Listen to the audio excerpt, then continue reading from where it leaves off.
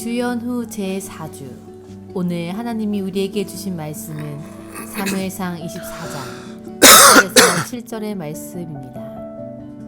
사울이 블레셋 사람을 쫓다가 돌아오매 어떤 사람이 그에게 말하여 이르되 보소서 다윗이 엔게디 광야에 있더이다 하니 사울이 온 이스라엘에서 택한 사람 3,000명을 거느리고 다윗과 그의 사람들을 찾으러 들 염소 바위로 갈새 길가 양의 우리에 이른즉 굴이 있는지라. 사울이 뒤를 보러 들어가니라. 다윗과 그의 사람들이 그 굴 깊은 곳에 있더니 다윗의 사람들이 이르되 보소서 여호와께서 당신에게 이르시기를 내가 원수를 내 손에 넘기리니 내 생각에 좋은 대로 그에게 행하라 하시더니 이것이 그날이니이다 하니 다윗이 일어나서 사울의 겉옷자락을 가만히 베니라. 그리한 후에 사울의 옷자락 뱀으로 말미암아 다윗의 마음이 찔려 자기 사람들에게 이르되 내가 손을 들어 여호와의 기름 부음을 받은 내 주를 치는 것은 여호와께서 금하시는 것이니 그는 여호와의 기름 부음을 받은 자가 됨이니라 하고 다윗이 이 말로 자기 사람들을 금하여 사울을 해하지 못하게 하니라. 사울이 일어나 굴에서 나가 자기 길을 가니라. 아멘. 네, 우리가 지난 시간에는 두 부류의 사람들을 살펴봤습니다. 요나단과 10사람들이었죠. 요나단은 다윗에게 하나님의 말씀을 의지할 수 있도록 힘을 불어넣어줬던 사람이었고 10사람들은 다윗을 사울에게 고발하며 잘못된 의무감과 충성심을 보였습니다. 결국 다윗은 마온 황무지에서 사울의 군대와 10사람들에게 포위당합니다. 근데 여러분 잡혔습니까? 네, 안 잡혔어요. 자신이 없으신 것 같은데 안 잡혔습니다. 그래서 끝날 때까지 끝난 게 아니다라고 말씀드렸어요. 이제 눈앞에 있는 다윗을 잡기만 하면 돼요. 잡기만 하면 되지만 그 긴박한 상황 속에서 전령들이 찾아옵니다. 왕이여 지금 블레셋 사람들이 쳐들어왔습니다. 빨리 가서 지금 우리가 막아야 합니다. 자, 그래서 결국 사울은 눈앞에 있는 다윗을 그냥 바라만 보고 다시 돌아갈 수밖에 없었어요. 사울의 입장에서 볼 때 얼마나 아쉬웠겠습니까? 그가 이 땅에 있으면 몇 천 명 중에서도 난 다윗을 찾아낼 수 있을 거야. 그렇게 아주 호언장담했던 자신만만했던 그가 눈앞에 있는 다윗을 잡기만 하면 되는데 다시 돌아가야 되는 상황이 왔으니까 얼마나 아쉬웠겠습니까? 자, 오늘 본문 이제 지난 시간에 이어지는 말씀입니다. 다음 주까지 쭉 이어지는데 다행히도 사울이 블레셋 사람들을 물리치고 돌아왔습니다. 다행이죠. 그래도 이스라엘이 지금 침략당하진 않았으니까요. 그런데 아직 해결하지 못한 문제가 있어요. 오로지 사울의 목표는 누구입니까? 다윗밖에 없어요. 블레셋이고 뭐고 지금 다 정리를 하고 왔지만 오직 지금 온통 사울의 머릿속에는 다윗밖에 없어요. 그런데 그때 어떤 한 사람이 다윗에게 행적을 보고해요. 다윗의 행적을. 다윗이 엔게디 광야에 있습니다. 이렇게 보고합니다. 어떻게 해요? 그 즉시 3,000명의 군사들을 데리고 다윗을 다시 잡으러 갑니다. 자, 엔게디 광야는요 다윗에게 어떻게 보면 정말 마지막 피난처 같은 곳이에요. 방금 전까지 사울에게 잡힐 뻔했어요. 그렇다는 것은 뭐예요? 이제 내가 정말 잘 숨어야겠다. 더 깊숙한 곳, 사울이 찾지 못하는 곳에 내가 잘 찾아서 숨어야겠다라는 생각했을 겁니다. 그래서 찾은 곳이 바로 엔게디 광야예요. 엔게디 광야는 어떤 곳일까요? 한번 사진을 보시면 엔게디 광야는요, M은 샘 근원이란 뜻이에요. 게디는 어린 염소, 새끼, 산양이라는 뜻인데 직역하면 염소의 샘입니다. 이 밑에가 실제 다윗이 숨어있던 굴이라고 추측하고 있는 우리 사진이에요. 2절을 보시면요, 들염소 바위로 갈새라는 말씀이 있습니다. 그러니까 사울이 3,000명을 거느리고 이 들염소 바위, 이곳이 어디예요? 엔게디. 엔게디 광야는 사진으로 보신 것처럼 겉보기에는 그냥 황량한 강야 같습니다. 근데 곳곳에 깊은 동굴들이 있어요. 그리고 바위 틈들이 수도 없이 있고요. 그리고 샘이 있는 아주 독특한 지형입니다. 그래서 도망치는 사람들에게는 숨을 수 있는 최고의 피난처예요. 너무 많아요. 숨을 수 있는 곳이. 근데 추격하는 사람들에게는 수많은 동굴과 수없이 갈라지고 좁은 길 때문에 어려움을 겪게 되는 곳이 이 엔게디 광야입니다. 자, 이제 3절을 우리 같이 읽어보겠습니다. 길가 양에 우리의 이름질 굴이 있는지라 사울이 뒤를 보러 들어가니라. 다윗과 그의 사람들이 그 굴 깊은 곳에 있더니. 아멘. 자, 사울에게 큰 일이 벌어졌습니다. 왕인데, 지금 광야인데, 지금 뭐 왕국 성도 아니에요. 배가 너무 아픈 거예요. 배가. 여러분, 우리도 꼭 중요한 일 하기 전에 100m 달리기 다 해보셨죠? 100m 달리기 하기 전에 왜 이렇게 배가 아픈지 몰라요? 긴장이 돼서 배가 아플 때가 있어요. 뭔가 사울도 그랬나 봐요. 갑자기 너무 배가 아파서 도저히 더 이상 이제 가지를 못하고 용변을 보기 위해 지금 굴에 들어간 상황입니다. 여러분들 잘 아실 거예요. 우리가 밖에 나가 있을 때 이 신호가 한번 오면요, 처음에는 땀이 나기 시작합니다. 웃음이 줄어들고 마일수가 없어져요. 초조해지죠. 손발이 차가워지기 시작해요. 그러다가 몇 번의 고비를 어떻게 잘 넘겨요. 근데 도저히 참을지 못할 때가 있어요. 도저히. 그럴 때 여러분 어떻게 합니까? 이때부터는 눈앞이 캄캄합니다. 캄캄해. 당장이라도 지금 어딘가에 들어가서 지금 볼일을 봐야 되는 그런 아주 다급해지기 시작합니다. 사울도 사람이니까 똑같겠죠. 그런데 사울은 왕이에요. 왕. 체면이 있죠. 그러니까 티는 안 내지만 마음은 엄청 급했을 거예요. 이 생리적인 현상은 어떻게 말로 할 수가 없죠. 저자는 어떻게 보면 이 왕의 체면이 완전히 구겨지는 이 장면을 왜 성경에 굳이 기록했을까? 왜? 바로 이런 이유가 있었습니다. 여러분, 화장실 갈 때요, 긴 롱잠바 입고 목도리 다 하고, 이 추운 날, 어제 또 눈도 내렸는데 모자하고 장갑 다 착용하고 화장실을 볼일 보러 갑니까? 그런 사람이 어디 있어요? 심지어 지금 급해요. 가는 도중에 벗어서 제끼면서 지금 가잖아요. 지금 그런 상황이잖아요. 지금 사울은 갑옷도 제대로 입지 못하고 지금 화장실에 갔을 거예요. 굴로 들어갔을 거예요. 왕의 위엄을 상징하는 이 겉옷도 있을 거 아닙니까? 겉옷도 다 벗어놓고 지금 용변을 보기 위해 최소한의 복장으로 굴에 들어왔을 겁니다. 이 말은 즉슨 사울은 지금 어떤 상태입니까? 무방비 상태인 거예요. 무방비 상태. 이것을 저자는 알려주고 있는 거예요. 지금 사울 곁에는 호위병이 없어요. 왕은 늘 혼자 다니는 법이 없습니다. 그런데 굴에 들어갈 때는 지금 뭔가 큰 일을 봐야 하기 때문에 혼자 지금 무방비 상태로 굴에 들어와 있는 사람. 호위병들은 지금 굴 밖에서 그 굴에 누가 들어가지 못하게 다 지금 지켜 서 있겠죠. 손에는 칼자루가 있을까요? 칼자루도 없었을 거예요. 방패도 없고요. 지금 시대로 보면 오직 휴지 몇 조각만 들고 지금 구일 속에서 지금 볼일을 보고 있는 그런 상황이에요. 자, 그렇게 사울이 아주 평안한 마음으로 볼일을 보게 될 때, 자, 3절 하반절에 뭐라고 기록되었습니까? 다윗과 그의 사람들이 그 굴 깊은 곳에 있더니. 자, 어쩌면 여러분 이런 일이 있을 수 있을까요? 어쩌면 무방비 상태로 홀로 남아있는 사울, 그리고 그 굴 안에는 다윗과 그의 사람들이 숨어 있었던 거예요. 그러니까 사울은 그 안에 누가 있는지도 모르고 너무 급하다 보니까 지금 볼일을 보러 빨리 황급히 들어갔는데 그 안에는 다윗과 그 사람들이 숨어 있었던 굴인 거예요.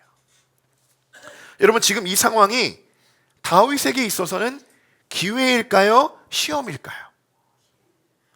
대부분 이런 상황들을 기회라고 생각합니다. 왜요?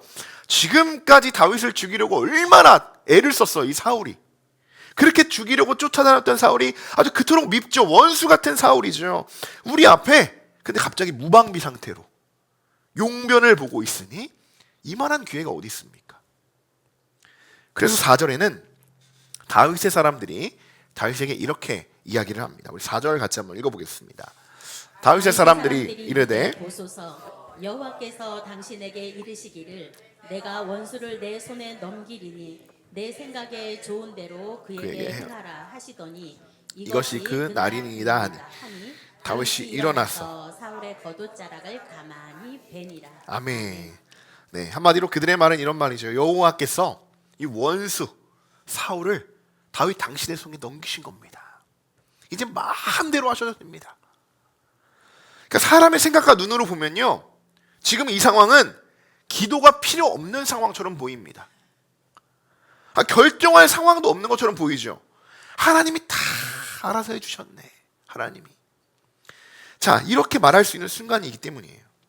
앞서 제가 이 굴 속으로 들어온 사울이 만났을 때 이것이 다윗에게 기회일까 아니면 시험일까라고 물었습니다. 자, 이것은 여러분 다윗에게 기회가 아니고요, 시험이었던 거예요. 왜 그랬을까? 아니, 사람의 생각으로는요, 다윗에게는 어떻게 보면 일생 최대의 기회가 찾아온 거예요. 여기서 만약 사울을 죽이게 되면 어떻게 돼요? 다윗은 바로 왕이 될 수 있는 상황. 바로 지름길이죠. 그러나 그것은 하나님이 기뻐하시는 방법이 아니다라는 것을 다윗은 알고 있었어요.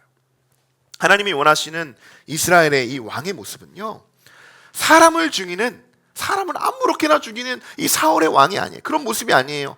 어떻게든 사람을 살리는 왕의 모습이죠. 사울은 자신의 이름을 높이고자 무고한 사람들을 너무 많이 죽여요. 너무 많이. 노베 제사장들 여러분 기억나시죠? 제사장들. 그 제사장들을 다 죽였어요. 무고한 사람들까지 다 죽였어요. 그런데 다윗은 도망치는 그 상황에도 어떻게든 한 사람을 살리려고요, 쫓기려는 상황 속에서도 그 일라 사람들을 구원해냅니다. 그리고 자기와 같이 어려운 처지의 상황들을 다 불러 모아서 그들의 우두머리가 된 것이 다윗이에요. 지금 그들과 함께 굴에 숨어 있는 겁니다. 여러분, 이런 다윗의 모습이 하나님이 우리들에게 원하시는 모습인 겁니다. 자, 여러분 같으면 이 상황에서 어떻게 하시겠습니까? 나를 정말 못되게 구는 사람이 있어요. 하는 말마다 이 마음을 아주 쿡쿡 찌르고요, 마음에 상처를 주고, 아니 뭐 말만 하면 나를 깎아내리고 무시하는 사람이 있어요. 그런 사람이 어느 한순간에 위기의 상황에 처하게 된 거예요. 그 사람이. 그럴 때 여러분들 어떻게 하시겠습니까? 그때 이때다 그러면 뒤통수 한 대 때리시겠어요? 넘어뜨리시겠어요? 아유, 잘 됐네, 잘 됐어. 그것 봐라, 내가 그럴 줄 알았어. 언젠가는 내가 그럴 줄 알았다. 그렇게 비웃으면서 똑같이 그에게 비수를 꽂으며 상처를 주는 말을 해야 될까요? 만약 그랬다면 우리가 세상 사람들과 뭐가 별반 다르다고 이야기할 수 있을까요? 뭐가? 세상은 그렇죠. 그 위기, 그 기회를 어떻게든 한번 얻고자 그 사람들이 그래, 올라갈 대로 올라가. 한번 떨어지면 내가 그때 완전히 내가 밟아놓을 거야. 그렇게 해서 우리가 살아가죠. 여러분, 다윗은 충분히 지금 사울을 죽일 수도 있는 상황입니다. 근데 상황이 어쨌든 사울은 하나님이 기름 부으신 이스라엘의 왕이에요. 이스라엘의 왕. 다윗은 사울의 겉옷자락을, 그것도 사울이 모르게 조금 베었을 뿐인데 마음이 찔렸다고 5절에 기록이 되어 있어요. 여러분, 이게 예수님의 마음인 겁니다. 예수님의 마음. 세상에서도 본이 되고 믿음의 삶을 살아간다고 고백하면서 하나님께 먼저 인정받는 사람, 이런 사람은 세상에서도 인정받게 되는 줄 믿습니다. 다윗을 보십시오, 여러분. 다윗을 보시면 조용히 칼을 들어서 사울에게로 다가가죠. 사울은 전혀 눈치채지 못합니다. 그리고 그 순간 다윗이 사울의 그 옷자락을 칼로 만약에 내리치면, 만약에 사울을 죽였다고 생각해 보시면, 가정에 보면 그동안 쌓였던 이 다윗에 쌓였던 원망과 이 분노가 다 한순간에 풀릴 수 있었을까요? 자, 다윗은 사울을 죽이는 것이 아니라 사울의 옷자락만 쓱 하고 조용히 그 옷자락을 베어냅니다. 사울의 몸에는 손 하나 까딱하지 않았어요. 여러분, 바로 이 마음이 예수님의 마음이에요. 성경에서 정말 이 원수를 어떻게 하라고 했습니까? 원수를 사랑하라. 우리 아무도 모르는 사람 아무도 없을 거예요. 원수를 사랑하라. 용서를 어떻게 하라고 했어요? 그래서 제가 준비했어요. 마태복음 18장 말씀 같이 한번 읽어보겠습니다. 7번뿐 아니라 7번을 70번까지. 아멘. 우리가 살아가면서 가장 실천하지 못하는 부분이 용서예요. 용서. 용서는요, 감정이 풀려서 하는 게 아닙니다. 이때는 화가 나 있는데 내가 기분이 좋아요. 그래서 다시 기분이 좋으니까 용서하는 것이 아니에요. 상대가 변해서 내가 용서하는 것도 아니에요. 하나님이 먼저 우리를 용서하셨기에 그 은혜를 기억하며 선택하고 결단하는 것이 용서입니다. 용서. 예수님을 보십시오.